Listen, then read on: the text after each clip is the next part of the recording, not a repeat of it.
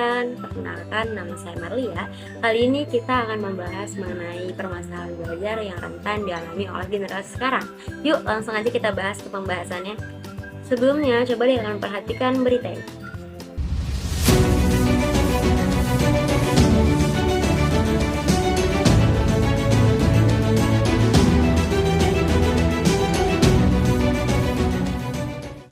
Pernah nggak sih kalian merasa sulit fokus ketika belajar, entah itu ketergantungan untuk membuka media sosial, bermain game, dan masih banyak lagi. Nah, itu merupakan salah satu tantangan belajar di zaman sekarang yang akan kita bahas di video kali ini, mulai dari distraksi teknologi, penurunan motivasi, sampai ketergantungan terhadap AI. Kesulitan belajar sendiri adalah masalah belajar yang dialami oleh siswa untuk mencapai tujuan belajarnya.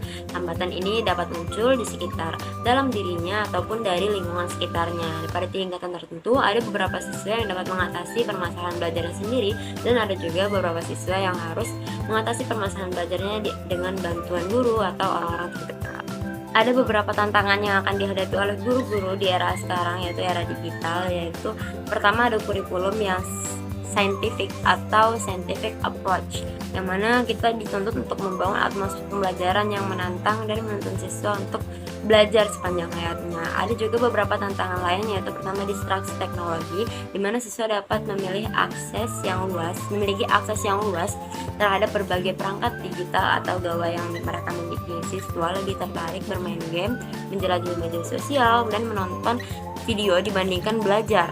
Yang kedua itu ada penurunan motivasi belajar siswa, biasanya dikarenakan kemudahan akses di internet, sehingga siswa cenderung malas membaca dan lebih memilih untuk menggunakan internet daripada membaca buku. Yang ketiga itu ada ketergantungan terhadap teknologi dan membuat siswa itu mengurangi kemampuan untuk berpikir kritis dan menyelesaikan masalah tanpa bantuan alat digital, seperti munculnya teknologi berbasis AI. Namun di balik tantangan seorang guru di era digital ini, tentunya era digital ini akan membantu juga seorang guru dalam pembelajaran. Yang pertama, penggunaan teknologi dalam pembelajaran interaktif seperti penggunaan aplikasi pembelajaran, video edukasi, dan game pendidikan yang tentunya dapat memotivasi siswa untuk belajar dengan cara yang menyenangkan.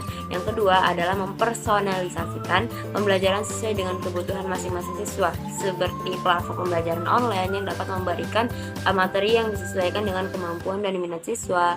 Yang ketiga, guru dapat memanfaatkan teknologi untuk mengakses sumber belajar, seperti guru memanfaatkan video, artikel, e-book, dan kursus online untuk memperkaya materi pembelajaran, pemberian variasi dalam metode pembelajaran.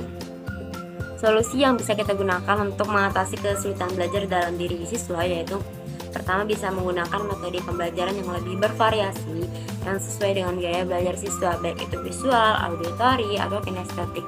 Kita bisa memberikan bimbingan tambahan lagi siswa yang mengalami kesulitan dalam memahami materinya. Terus juga bisa menggunakan seperti teknologi, video pembelajaran, dan kuis interaktif untuk meningkatkan daya tarik siswa dalam belajar. Yang kedua, kita perlu dukungan orang tua, yang mana orang tua itu bisa membantu mengatur jadwal belajar di rumah dan menciptakan lingkungan belajar yang kondusif, membangun komunikasi yang positif, dan memotivasi anak untuk memberikan dukungan yang emosional.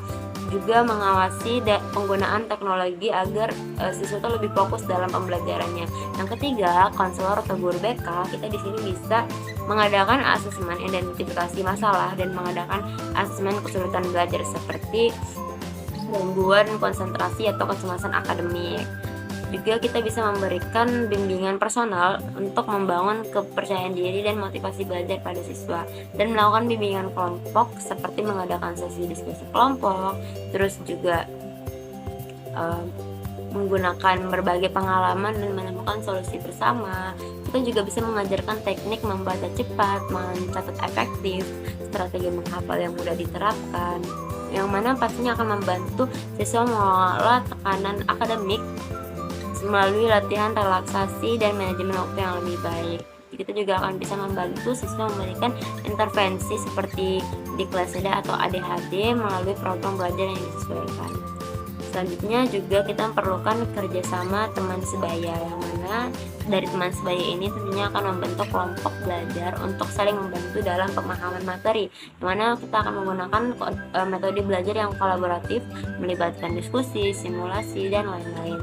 Selanjutnya kita juga bisa melibatkan peran psikologi atau terapis yang pastinya akan membantu menangani kesulitan belajar yang berhubungan dengan gangguan mental dan emosional yang serius dialami oleh siswa.